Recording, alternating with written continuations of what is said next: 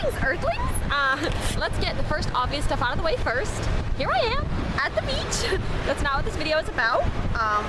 But I am hyped to be here as usual because, as most of you know, the beach is my very favorite place. And it's slightly awkward because there's like a lot of people around me and they can like hear and see what I'm doing. So I look a bit weird. But that's okay because I'm learning to get used to just people looking at me weird in the environment that I'm in while I attempt to shoot some good quality for YouTube. One day I'll be famous and they'll just be so honored to see me in public shooting a YouTube video. Anyway, so just to get out of the way real quick, some other stuff that's also not necessarily related to this video that I still wanted to tell you guys. I had my final checkup for my gums. There's good news and bad news. The good news is it's healing really good. The bad news is that I'm probably not going to be able to eat chips again until like September 7th. So that depresses me. My family has eaten no end of chips in front of me and it really hurt my feelings. I mean, you'd think that a family could pull together in this time of crisis for one member, but no. We're not the Three Musketeers, we're the three jerks living under the same roof. Also another thing that I just want to introduce to the world as a thing. So, this weekend, one of our friends has asked me to be the photographer at her family reunion, and she's also invited us to be at her family reunion.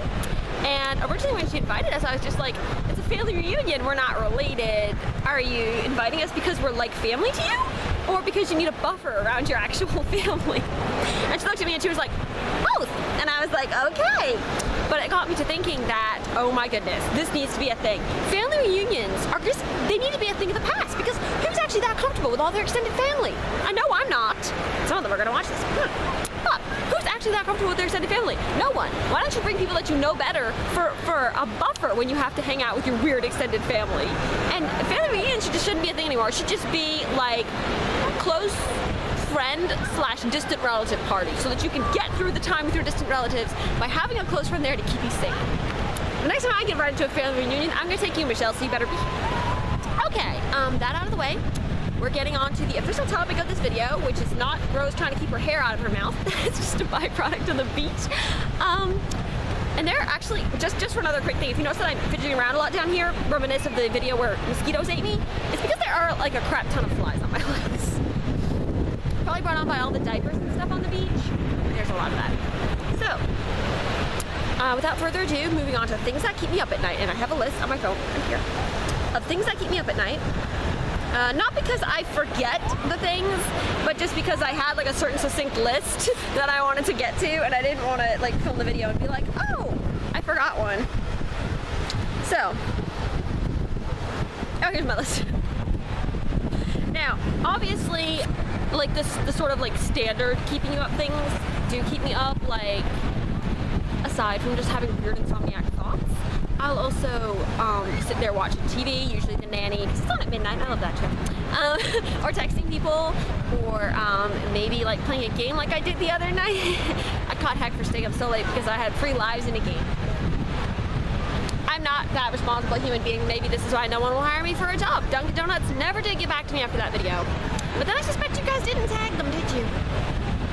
Anyway, so one of the things that keeps me up a lot at night is the concern of disease. Because I'm a hypochondriac and I'm anxious, and we all know that. I'm trying to get over it, but it's still something that keeps me up. The top thing that keeps me up at night, like the top thing, is laying there convinced that I have appendicitis. Like, thinking that I have appendicitis is the top thing that keeps me up, that makes me anxious. It's probably the top mentioned topic in my journals. Like, yeah. If I think I have appendicitis, there's no sleep for me for at least a few hours. And the other thing is, like, if there's an illness in the world that terrifies me, like, for example, last fall there was a Black Death outbreak in Madagascar, and I laid awake at night, multiple nights, in terror, picturing the airborne Black Death blowing across the oceans to get here and create a massive plague and kill us all in a horrible, blackened death. I mean, it is the worst thing I can imagine. It has kept me from sleep so many nights. Also, along those same ideas, that just the shapes in my room, sometimes I know they're not an evil creature come to eat my soul, but they look so much like they are that I just wind up convinced for an hour or two. And so I'm brave enough to poke my hand out and turn on the light. And then I'm like, oh, that wasn't an evil thing at all. That was just a pile of clothes that I don't wash for months on end. Right, forgot about that. I swear these flies are legitimately laying like eggs on my feet or something. Okay, another thing that keeps me up at night, like just questions of the universe like everyone else. Like, I wonder why on the Wendy's logo, it looks like her collar says mom. Like, what is that about? Why does it look like her collar says mom? Think about these for yourselves. Because another one that I really have to spend a lot of time thinking about at night is, why do we prune things that aren't prunes? And we also prune prunes. And why do we call it pruning? And why do we call prunes prunes? Like, you prune a prune, but you prune something that's not a prune. So you, what the heck? I don't know.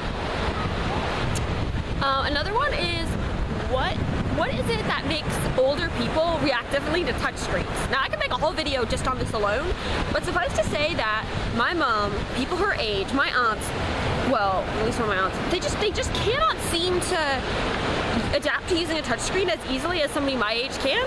Like, both my mom and my aunt have tried to play this like bowling game that I have on my phone, and they can't launch the ball. Like, they can't touchscreen launch the ball. And I'm like, no one ever taught me how to do this. I just did it the first time and I'm good at it.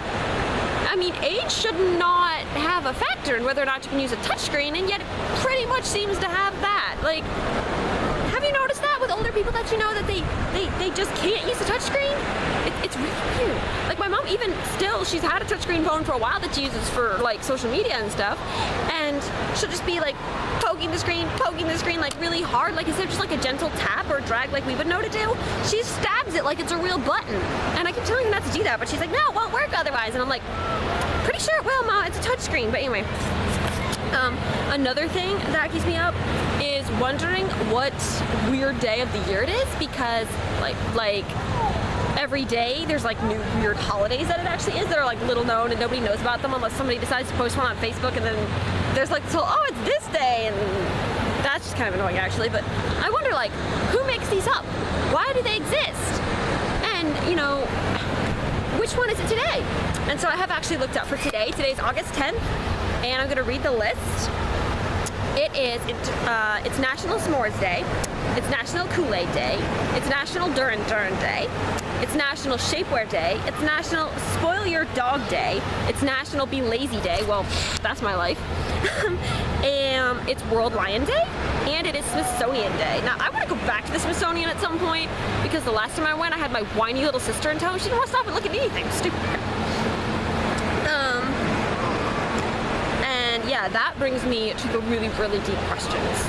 One of which actually occurred to me recently, and now is going to be losing me all types of sleep. But